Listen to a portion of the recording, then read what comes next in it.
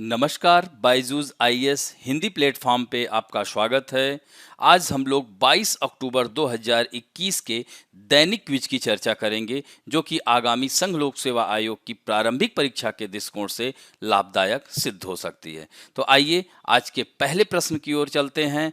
विरोध का अधिकार निम्नलिखित में से किस मौलिक अधिकार का एक अंतर्निहित भाग माना जाता है? तो यहाँ पर दिया है राइट टू प्रोटेस्ट के बारे में। तो यह सीधे सीधे अनुच्छेद 19 की ओर इंगित कर रहा है। यानी अनुच्छेद 14 क्या है? विधियों के समक्ष समता और विधियों के समान संरक्षण।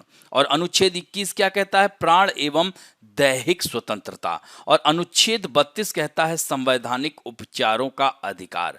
हालांकि ये चारों अधिकार मौलिक अधिकार के अंतर्गत ही आते हैं, क्योंकि मौलिक अधिकार हमारे संविधान के भाग 3 में निहित है, जो कि अनुच्छेद 12 से लेकर के 35 तक है, जो कि अमेरिका के संविधान से लिया गया है।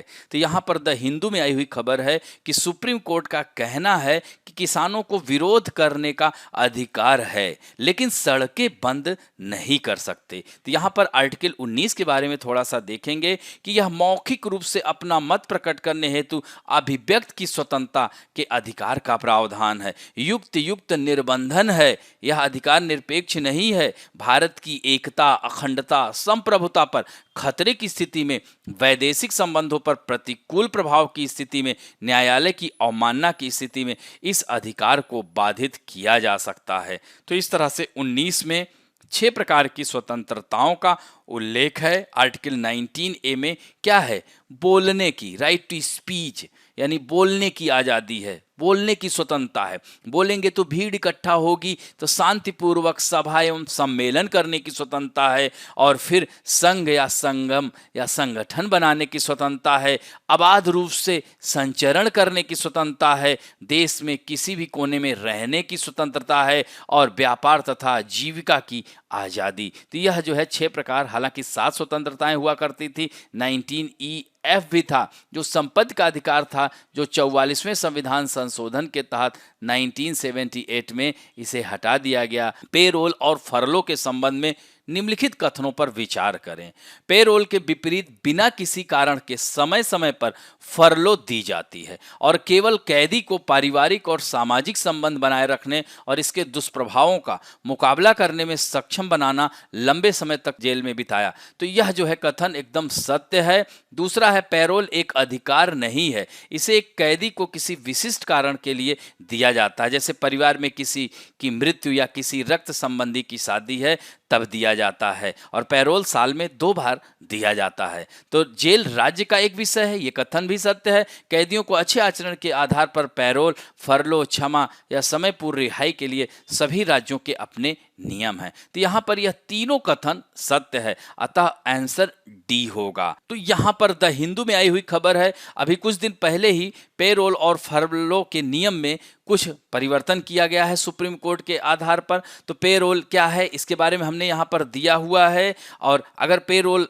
में अगर व्यक्ति छूटता है और वो भाग जाता है, तो ऐसे में उसे 2 साल के कैद और जुर्माने का प्रावधान है। इसी तरह से फरलो का भी प्रावधान यहाँ पर दिया गया है। और ये जो सुप्रीम कोर्ट ने फरलो और पैरोल के बीच जो अंतर और इससे संबंधित सिद्धांतों पर चर्चा की है, सुप्रीम कोर्ट के जज हैं DY चंद्रचूड़ और न्यायमूर्ति VV नागरत्ना की पीठ ने व्यापक सिद्धांतों को इस प्रकार बताया है कि फरलो और पैरोल अल्पकालिक अस्थायी रिहाई की परिकल्पना करता है। कैदी को एक विशेष अत्यावश्यकता को पूरा करने के लिए पैरोल दी जाती है, जबकि बिना किसी कारण के निर्धारित वर्षों की जेल के बाद फरलो दी जा सकती है। फरलो कारावास की निरस्ता को तोड़ने और अपराधी को पारिवारिक जीवन और समाज के साथ एकीकरण के साथ निरंतरता बनाए रखने में भी सक्षम बनाने के लिए है। और इस तरह से यह चारों पांचों बातों को यह सुप्रीम कोर्ट ने बताया है। तो पीठ के विभिन्न मिसालों का जिक्र करते हुए यह भी कहा गया कि पैरोल और फरला देते समय 2 प्रतिस्पर्धी हितों के बीच संतुलन बनाए रखने की भी जरूरत होती है। एक तरफ दोषी को सुधारना, तो दूसरी तरफ सार्वजनिक उद्देश्य और समाज के हित को भी ध्यान में रखकर किया जाता है। अब बढ़ते हैं तीसरा प्रश्न, वित्तीय कार्रवाई कार्यबल के संदर्भ में, यानी फाइनेंशियल एक्शन टास्क फोर्स के बारे में यह बात की जा रही है। तो वित्तीय कार्रवाई कार्यबल एक अंतर सरकारी निकाय है जिसकी स्थापना 1989 में पेरिस में G20 शिखर सम्मेलन, यहीं पर यह गलत हो जाता है G7 के संस्तुति पर हुआ था। हालांकि 1989 में इसकी स्थापना हुई थी, लेकिन यहाँ G20 लिख करके यह स्टेटमेंट गलत हो जाता है। वित्तीय कार्रवाई बल के उद्देश्यों में अंतर्राष्ट्रीय वित्तीय प्रणाली की अखंडता के लिए मानक निर्धारित करना, धन शोधन, आतंकवादी वित्त पोषण और अन्य संबंधित खतरों से निपटने के लिए कानून, नियामक और परिचालन उपायों के प्रभावी क्रियान्वयन को बढ़ावा देना शामिल है। ये कथन एकदम सत्य है, क्योंकि इसमें धन शोधन, मनी लॉन्ड्रिंग वगैरह यह 2001 में इसे जोड़ दिया गया। इसका सचिवालय पेरिस में आर्थिक सहयोग और विकास संगठन मुख्यालय में स्थित है। तो यह भी कथन एकदम सत्य है। अतः आंसर 2 और 3 होगा। तो आंसर क्या है? बी है। और यहां पर द हिंदू में आई खबर है कि Pakistan retain on FATF's grey list. तो इसमें जो FATF है, इसमें 2 प्रकार की लिस्ट है, ग्रे लिस्ट और ब्लैक लिस्ट। तो यह ग्रे लिस्ट में यह बना रहेगा पाकिस्तान। तो वित्तीय कार्यवाही कार्यदल जो यहाँ पर दिया हुआ है, 1989 में G7 की पहल पर इसे स्थापित किया गया था और हेडक्वार्टर इसका पेरिस में ही है, जो कि सीन नदी के किनारे बसा है। और इसका उद्देश्य मनी लॉन्ड्रिंग, आतंकवादी वित्त पोषण, अंतर्राष्ट्रीय वित्तीय प्रणाली की अखंडता हेतु अन्य संबंधित खतरों से निपटने के लिए कानूनी, विनियामक और परिचालन उपायों के प्रभावी कार्यान्वयन को बढ़ावा देना। और यही कारण है चूंकि पाकिस्तान को कहा जाता है कि वह आतंकवादियों को वित्त पोषित करता है, अपने यहाँ ठहरने के स्थान देता है, यही कारण है कि उसे ग्रे लिस्ट में डाला गया है। इससे अंतर्राष्ट्रीय संस्थाएं इस देश को मदद नहीं करेंगी अगर इस लिस्ट में शामिल होगा तो। अब बढ़ते हैं चौथे प्रश्न की ओर। चौथा प्रश्न है, संयुक्त राष्ट्र विकास कार्यक्रम के संदर्भ में निम्नलिखित कथनों पर विचार कीजिए। UNDP यानी यूनाइटेड नेशन डेवलपमेंट प्रोग्राम कार्यकारी बोर्ड में दुनिया भर के 36 देशों के प्रतिनिधि शामिल हैं जो घूर्णन आधार पर सेवा प्रदान करते हैं। यह कथन एकदम सत्य है। यह पूरी तरह से सदस्य देशों के स्वैच्छिक योगदान से वित्त पोषित है। यह भी कथन सत्य है। भारत में UNDP से संबंधित सभी मामलों के लिए नोडल एजेंसी आर्थिक मामलों का विभाग वित्त मंत्रालय भारत सरकार है। यह भी कथन सत्य है। UNDP एक प्रशासक द्वारा शासित है जो महासचिव और उप महासचिव के बाद संयुक्त राष्ट्र का तीसरा सर्वोच्च अधिकारी होता है। तो इस तरह से यह चारों कथन सत्य है, अतः आंसर डी होगा। और UNDP के बारे में खबर आई हुई है द हिंदू में कि संयुक्त राष्ट्र ने अफगानिस्तान में लोगों की अर्थव्यवस्था के लिए कोष का अनावरण किया। तो यह भी महत्वपूर्ण है। और संयुक्त राष्ट्र विकास कार्यक्रम यह एक जो है जिसका काम है देशों की गरीबी खत्म करने, सतत आर्थिक विकास और मानव विकास हासिल करने में मदद करना है। और यह 1965 में स्थापित एजेंसी है। इसका हेडक्वार्टर न्यूयॉर्क में है। अब बढ़ते हैं संघ लोक सेवा आयोग में आए हुए प्रश्न की। 2019 में आया हुआ है। प्रश्न है, मेघाच्छादित रात में ओस की बूंद क्यों नहीं बनती है? तो भूपृष्ठ से निर्मुक्त विकिरण को बादल अवशोषित कर लेते हैं, यह कथन नहीं होगा। पृथ्वी के विकिरण को बादल वापस परावर्तित कर देते हैं, अतः आंसर बी होगा।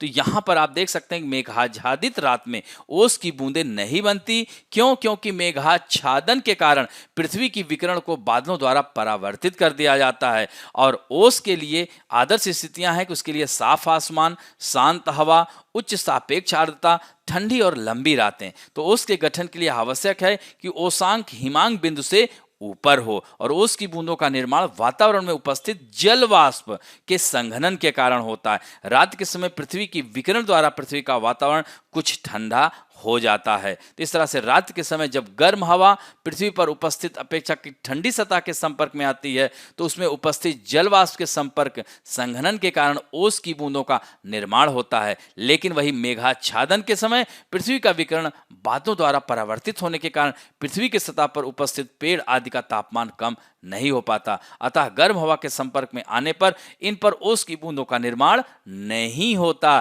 क्योंकि जलवाष्प का संघनन नहीं हो पाता है। और आज के फैक्ट ऑफ द डे में आज का तथ्य है पी नोट्स, यानी इसे हम पार्टिसिपेटरी नोट्स या सहयोगी नोट्स कहते हैं। The investment in Indian capital via participatory notes. तो यह जो है द हिंदू में आया हुआ खबर है। Investment via P notes rise 97,751 crore till September, यानी सितंबर तक यह भागीदारी नोट या इसे हम पार्टिसिपेटरी नोट कहते हैं भारतीय पूंजी में निवेश सितंबर के अंत तक 97,751 करोड़ रुपए था। तो पी नोट पंजीकृत विदेशी पोर्टफोलियो निवेशकों द्वारा उन विदेशी निवेशकों को जारी किए जाते हैं जो सीधे तौर पर खुद को पंजीकृत किए बिना भारतीय शेयर बाजार का हिस्सा बनना चाहते हैं। तो सेबी के आंकड़ों के मुताबिक पी नोट निवेश इक्विटी, डेट और हाइब्रिड सिक्योरिटीज का मूल्य सितंबर के अंत तक 97,751 करोड़ रुपए था,